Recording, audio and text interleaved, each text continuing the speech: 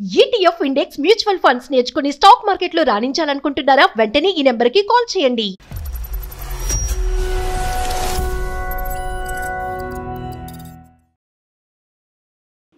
నమస్తే కళ్యాణ్ గారు. నమస్తే జగన్. పిల్లలకి ఏ సమస్య వచ్చినా అసలు ఆ బాధ వర్ణనాతీతం. అందులో సైకలాజికల్ ఇష్యూస్ వస్తే అసలు మాటల్లో చెప్పలేము. మానసిక ఎదుగుదల అసలు నేను ఎక్స్పెక్ట్ చేయలేదు. ఆ అమ్మాయి మెయిల్ చదువుతున్న ఫస్ట్లో అసలు అయ్యో అంటానికి కూడా నాకు ఆ థాట్ కూడా రాలా. అంత ఘోరంగా ఉందండి.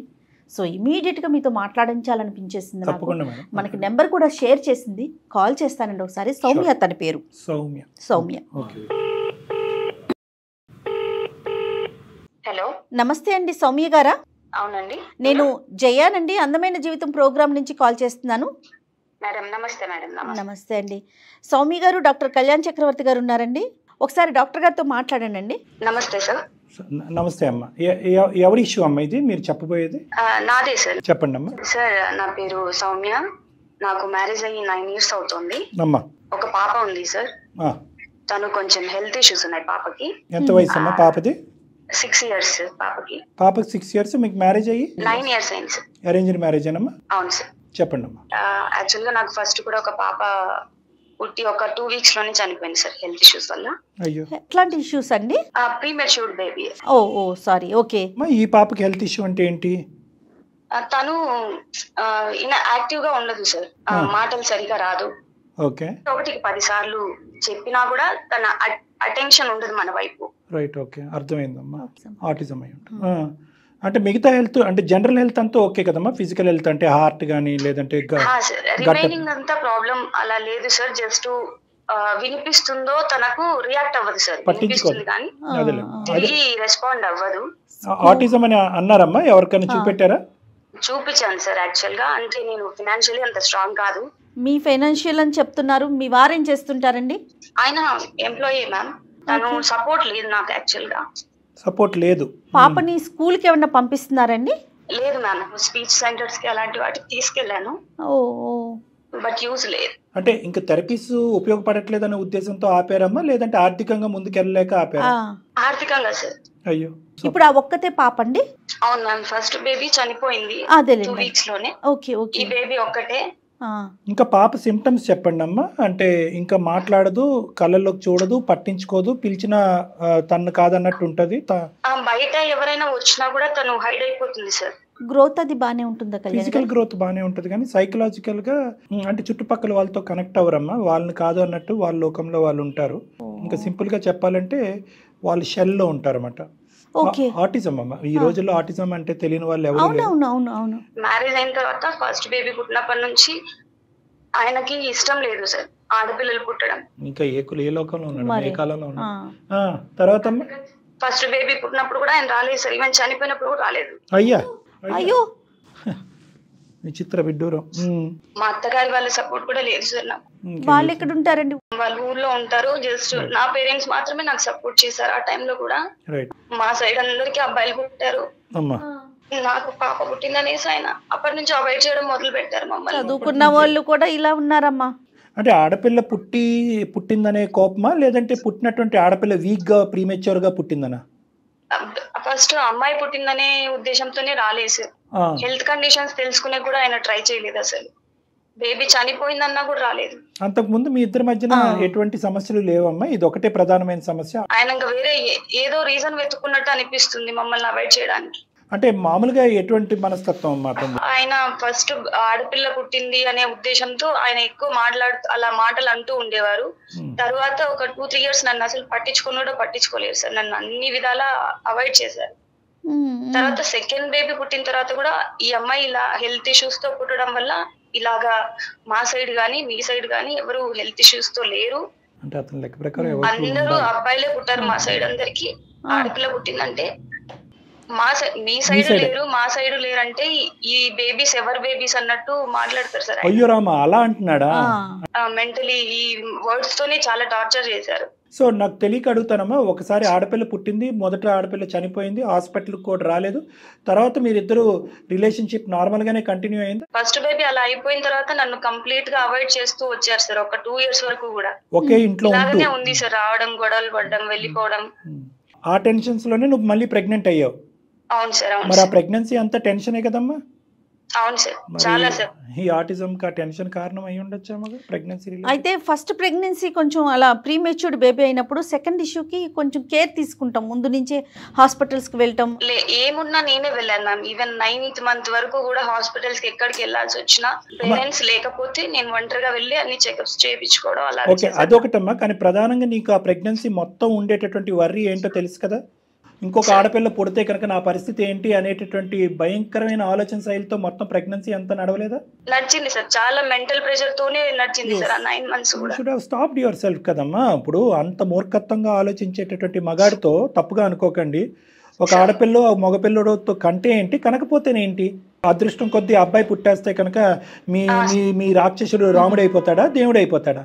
ఎవరైనా కూడా నిలబెట్టుకోవాలని చూస్తారు కదండి సార్ ఫ్యామిలీస్. అదే అతనిలో ఏదో మార్పు వస్తుందేమో సెకండ్ ఇష్యూ అంతా బాగుంటే అని అనుకున్నారు. అది హెడ్ అండ్ టైల్స్ కదా, టాస్. చేతుల్లో లేని పని టాస్ వేస్తే కనుక పొరపాటున ఆడపిల్ల పుడితే కనుక ఈ రోజు పరిస్థితి నీకు డబుల్ గ్రాంట్ ఇచ్చాడు భగవంతుడు కర్మ కొద్దీ. ఇంకా మామూలుగా రెచ్చిపోతాడు. ఇప్పుడు ఏమంటాడు?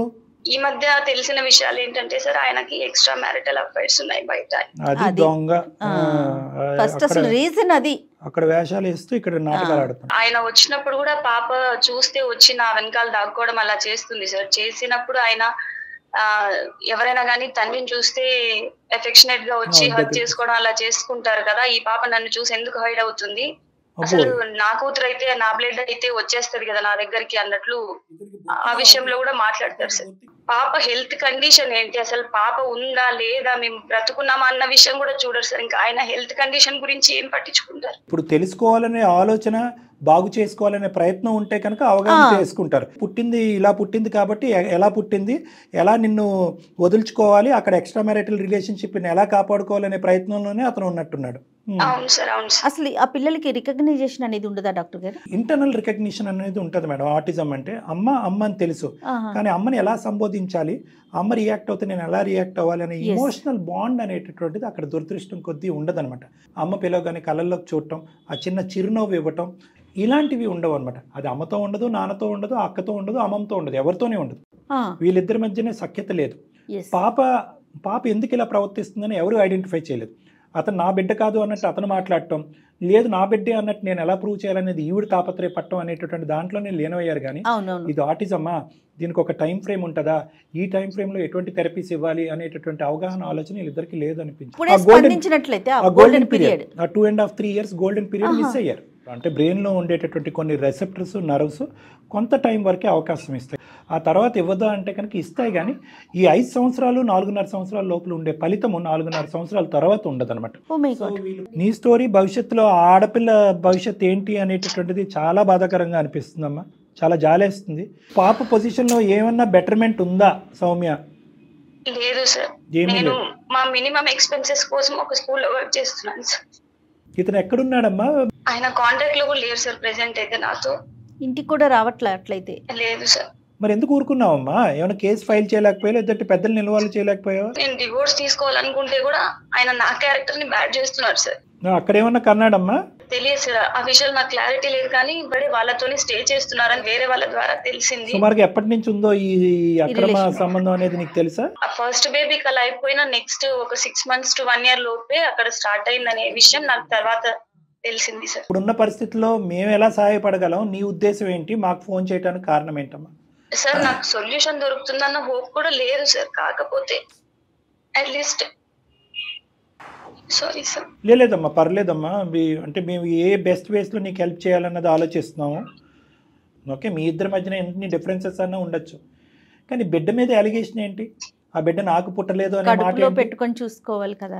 ఇవన్నీ బిడ్డ మీద రుద్దవలసినటువంటి అవసరం ఏంటి? మీ ఇద్దరు నచ్చపోతే మీరు ఇద్దరు విడాకులు తీసుకోండి, దూరంగా ఉండైనా బిడ్డను కాపాడుకోండి. ఎంతమంది ఉన్నారో తెలుసమ్మా నాకు ఇలాంటి క్లయింట్స్. ఏదో డిఫరెన్సెస్ వస్తాయి, నువ్వు సరిగ్గా చూడలేదనో, నేను పట్టించుకోలేదనో, ఆర్థిక సంక్షోభం వల్ల డిఫరెన్సెస్ వస్తాయి. ఎందుకంటే autism is a life time disease, అది మీకు తెలుసు, నాకు తెలుసు, అందరికీ తెలుసు. మరి ఈ థెరపీస్, ఈ ట్రీట్మెంట్స్ ఇవన్నీ ఎందుకు అంటే కనుక కొద్ది గొప్ప ఒక 60 to 70% వాళ్ళ లైఫ్ని బెటర్ చేయటం, అంటే కంప్లీట్ క్యూర్ వరకు కాకపోయినా ఒక పక్క నుంచి నువ్వు ఒక చేతికర్రతో నీ సంసారాన్ని కాపాడుకుంటున్నావు ఒక చేతికర్రతో, ఇంకో పక్క నుంచి ఏంటంటే నీ కూతుర్ని ఎడం చేతితో లాగి నడిపిస్తున్నావు.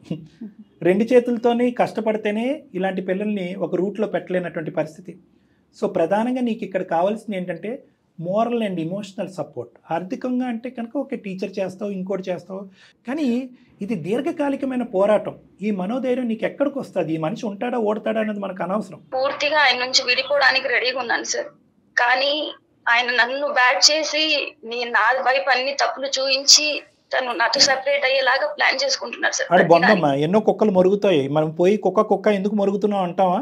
అలాంటి వ్యక్తితో మాట్లాడవలసినటువంటి అవసరం ఉందా? నీ కర్తవ్యం ఇంకేమన్నా ఉందా నేను చెప్పిన దాన్ని బట్టి? సార్ నాకు నా పాప తప్ప వేరే లైఫ్ ఇంకేం లేదు సార్. తన హెల్త్ ఒకటి సెట్ అయితే దానికి 100% మా సపోర్ట్ ఉంటుందమ్మా, 100%. ఈ మనిషి యొక్క ఉచ్చులోంచి నువ్వు ఎలా బయటకు వస్తావు? ఈ మనిషి సంగతి ఏంటి? ఎందుకంటే నువ్వు ఆ ఉచ్చులోంచి బయటకు రాకపోతే పాప వైపు నువ్వు ఫోకస్ చేయలేవు. ముందు తను హెల్దీగా ఉండలేకపోతుంది. అట్లీస్ట్ నేను మీ దాకా ఈ సమస్యను తీసుకొస్తే నా అలాగే సఫర్ అవుతున్న వాళ్ళు 10 మంది తెలుసుకుంటారు సార్. డెఫినెట్ గా మీ ధైర్యానికి అసలు సూపర్ అండి. ఆ మచ్చ అనేది భలే బాధ అనిపిస్తా ఉంటుంది. అప్పుడు దానిలోంచి ఆవిడ బయటకు రాలేకపోతుంది. ఏం చేద్దాం సౌమ్య చెప్పండి. నాకు ఎటువైపు నుంచి సపోర్ట్ లేదు సార్. నా అత్తమామల నుంచి కానీ నా పేరెంట్స్ నుంచి కానీ ఎటువంటి సపోర్ట్ లేదన్న విషయం నాకు అర్థమైపోయింది సార్. ఇలా హెల్త్ బాగాలేని పాపతో నేను జీవితాంతం ఉండాల్సి వస్తుందని కూడా అర్థమైంది. ఒక టైంలో తనని చంపేసి నేను కూడా చనిపోవాలనుకున్నాను సార్.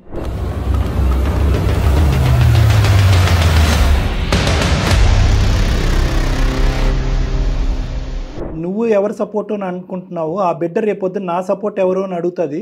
అలాంటిది బిడ్డని తల్లిని అందరూ చనిపోయి ఏం సాధిస్తారమ్మా? ఇక్కడ కూర్చుని నేను మాట్లాడటం చాలా ఈజీ ఏమో అనిపిస్తుందేమో, కానీ నీకేం తక్కువ అమ్మా? నీకు చదువు ఉంది, నీ కాళ్ళ మీద నువ్వు నిలబడేటటువంటి కెపాసిటీ నీకు ఉంది, నీ పిల్లల్ని బాగు చేసుకునేటటువంటి స్థాయి ఉంది నీకు.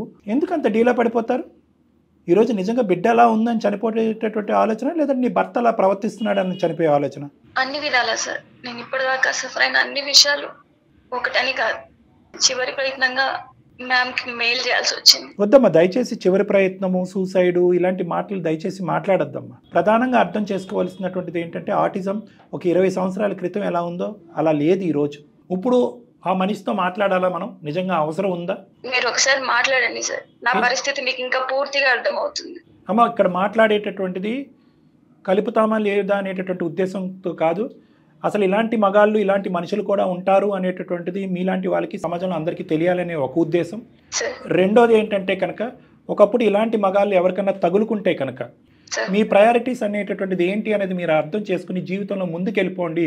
చచ్చిపోవటం అనేది, సూసైడ్ చేసుకోవటం అనేటటువంటి ఇటువంటి వాటికి పరిష్కారం కాదు అని సౌమ్య ద్వారా ప్రపంచానికి వినిపించడం గురించే ఈ కార్యక్రమం అన్నట్టుగా నువ్వు అనుకోవాలమ్మా. సో ఈరోజు నువ్వు ఏం చేసినా కూడా నీ సర్వస్వం, నీ జీవితం అంతా కూడా ఆ బిడ్డే. ఎందుకంటే ఆ బిడ్డ తల్లి రా నన్ను కాపాడు అంటుంది. కాబట్టి ఈ మగాడితో ఇప్పుడు మనం మాట్లాడేటటువంటిది ముందుకు ఎలా వెళ్ళాలో అని తెలియటం గురించే, కానీ అతన్ని మాటలు విన్న తర్వాత నువ్వు ఇంకా కుంగిపోయి, ఇంకా డిప్రెస్ అయిపోయి మళ్ళీ సూసైడ్ అనేటటువంటి మాటలు అంటానికి వీలు లేదు. అలా అంటే మనం మాట్లాడదాం. అసలు అతను ఎవడో కూడా మనం తెలుసుకోవాలి మేడం. సరే సార్, కనెక్ట్ చేస్తారా సౌమ్య మీరు కాల్? చాలా రోజుల నుంచి నాతో కాంటాక్ట్ లో లేరు మ్యామ్. ఓకే, నాకు నెంబర్ ఫార్వర్డ్ చేయండి, నేను కనెక్ట్ చేస్తాను సౌమ్య. Okay ma'am. సౌమ్య నువ్వు లైన్ లో ఉండమ్మా, ఒకసారి మీ హస్బెండ్ కి నేను కాల్ చేస్తాను. దినేష్ కదా పేరు? అవును మ్యామ్. దినేష్ గారండి, నమస్తే అండి. అవునండి, ఎవరండి? నేను జయానండి, అందమైన జీవితం ప్రోగ్రామ్ నుంచి, సుమన్ టీవీ నుంచి కాల్ చేస్తున్నాను. చెప్పండి మేడం. మీతో మాట్లాడొచ్చండి, ఒక 5 నిమిషాలు టైం ఇవ్వగలుగుతారా మాకు? పర్లేదు మేడం, చెప్పండి మేడం. రైట్, నాతో పాటు డాక్టర్ కళ్యాణ్ చక్రవర్తి గారు కూడా ఉన్నారండి. దినేష్ గారు నమస్తే అండి. ఈరోజు మా దగ్గరకు ఒక కంప్లైంట్ వచ్చిందండి. ఆ కంప్లైంట్కి రెస్పాన్సే మీకు కాలు.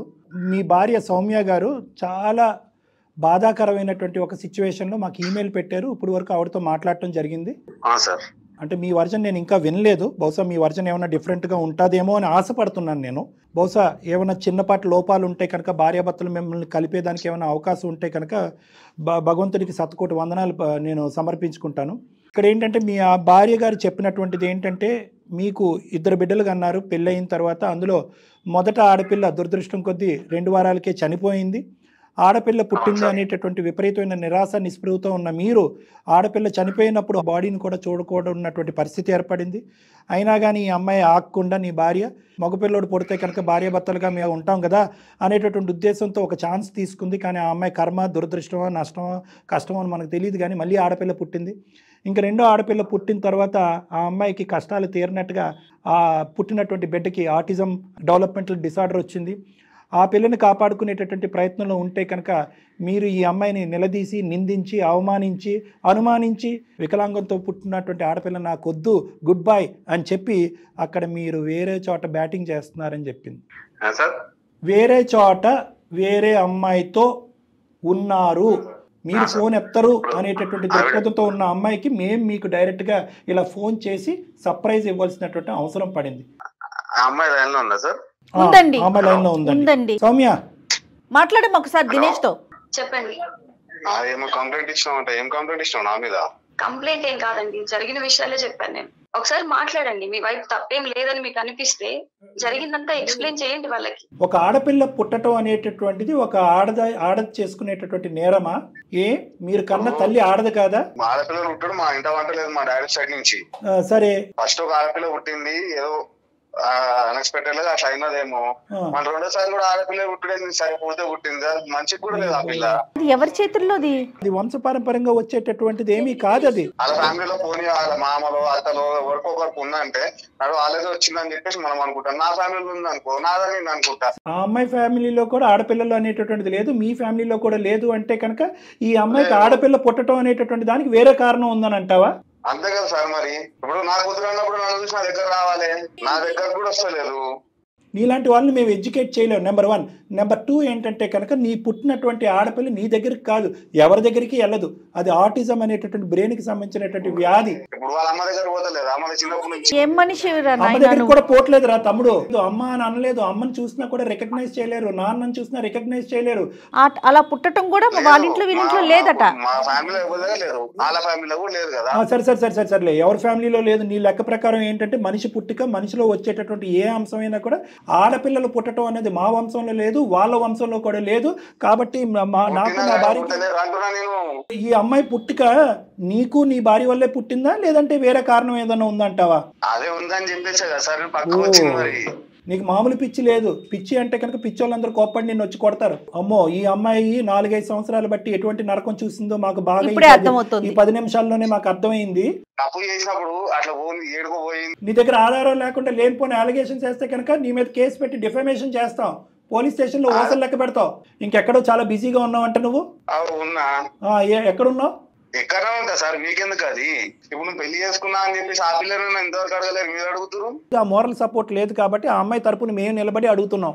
ఎందుకంటే నీలాంటి మూర్ఖుడు, నీలాంటి శాడిస్టు, నీలాంటి రాక్షసత్వ గుణాలు ఉండేటటువంటి ఒక మగాడు ఆడపిల్లలే పుట్టకూడదు భూప్రపంచం మీద అనుకునేటటువంటి నీలాంటి శాడిస్టులతో 10 నిమిషాలు కూడా మాట్లాడవలసినటువంటి అవసరం లేదు. ఇప్పుడు నువ్వు ఇది ఆధారం అడిగారు కదా, నేను ఇక్కడ సంసారం చేశా కాబట్టి హెల్దీగా మంచిగా పుట్టిండు నాయన అని నా దగ్గరికి వస్తాడు. వాడు భయపడేది నీతో ఒక్క నిమిషం కూడా మాట్లాడటం వేస్ట్. ఎందుకంటే ఆ అమ్మాయి ఆల్రెడీ నిర్ణయం తీసుకున్న తర్వాతే మా ద్వారా మాట్లాడేటటువంటి ప్రయత్నం చేసింది. నీకు ఒక నిమిషం ఒక సమయం కేటాయించడం కూడా వేస్ట్. అతను డ్రింక్ చేసి మాట్లాడుతున్నట్టు అనిపిస్తుంది. ఎలా మాట్లాడినా బహుశా తాగిన వాళ్ళు కూడా ఇంత ఘోరంగా ఉండు. ఒక్క నిమిషం దినేష్, ఇంకా దినేష్ నీ లెక్క ప్రకారం ఏంటంటే 2 ఆడపిల్లలు పుట్టారు కాబట్టి ఆ అమ్మాయిదే తప్పు. 2 ఆడపిల్ల వికలాంగత్వంతో ఆటిజంతో పుట్టింది కాబట్టి ఆ అమ్మాయిదే తప్పు. ఇక్కడ ఆడపిల్ల పుట్టింది అంటే కనుక నీ భార్య వేరే వాడితో సంసారం చేసి ఆడపిల్లని కన్నది కాబట్టి నువ్వు పోయి వేరే అమ్మాయితో సంసారం చేసి అక్కడ ఒక మగపిల్లోడిని కన్ని ఇది వంశపారంపర్యంగా వచ్చింది కాదు, నాకు మగపిల్లోడే పుట్టే హక్కు ఉంది కాబట్టి ఇంకా నీ ఆలోచన అనుమానం నీ భార్య మీద పెంచుకున్నావు కదా. ఎంత దూరం అన్నా పోతాము ఆ ఆడపిల్ల నీ బిడ్డే అని ప్రూవ్ చేయడానికి, లీగల్ గా పోతాము. అన్ని మాట్లాడతాం, మేము వచ్చి మాట్లాడడం కానీ నువ్వే వచ్చి మా దగ్గర మాట్లాడే పరిస్థితి వస్తుంది. కానీ అతను అసలు ఏం మాట్లాడుతున్నాడు అతను తెలియట్లేదు, కాన్షియస్ లో లేడు. ముందు హలో పెట్టేశాడండి ఫోన్. ఎంత తాగుబోతైనా కూడా భార్యను అయితే కనుక వేలెత్తి చూపెడతాడు కానీ బిడ్డను మాత్రం ఎంత అసహ్యకరంగా మాట్లాడలేదు. ఆడపిల్ల పుట్టికే తప్పుడు పుట్టిక అనేటటువంటి విధంగా మాట్లాడేటటువంటి వారు బహుశా నేను ఎంత తాగిన వ్యక్తిని కూడా నేను చూడలేదు.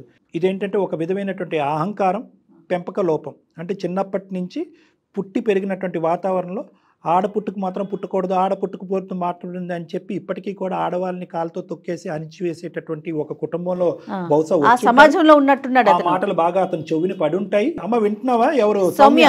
బహుశా స్టార్టింగ్ లో అతనితో మాట్లాడినప్పుడు పర్లేదు మెత్తగానే మాట్లాడుతున్నాడు, యాక్సెప్ట్ చేస్తాడని అనిపించింది. కానీ ఎప్పుడైతే కనుక మనం ఆడ పుట్టడం అనేటటువంటిది మగాడి వల్ల ఆడదాని వల్ల కాదు ఇద్దరి వల్ల అని సైంటిఫిక్గా రీజన్స్ ప్రొవైడ్ చేయడానికి ప్రయత్నం చేసామో అతను చాలా డిఫెన్సివ్ అయిపోయాడు, అగ్రెసివ్ అయిపోయాడు.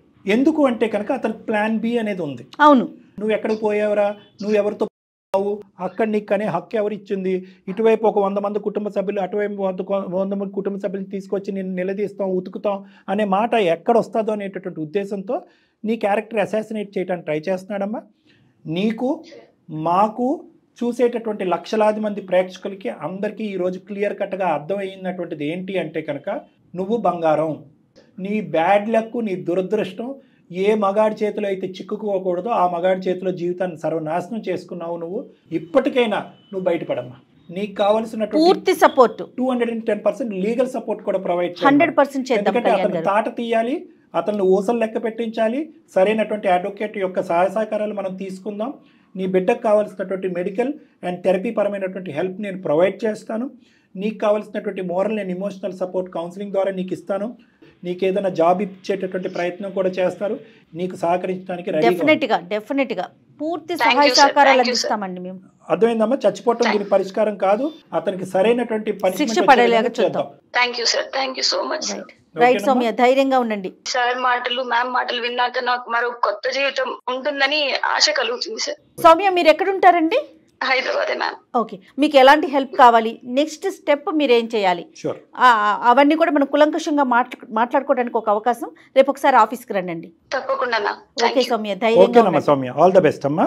Thank you sir. Good luck. Madam, మాటలు రావట్లేదు కళ్యాణ్ గారు. అంటే 2 things అమ్మా.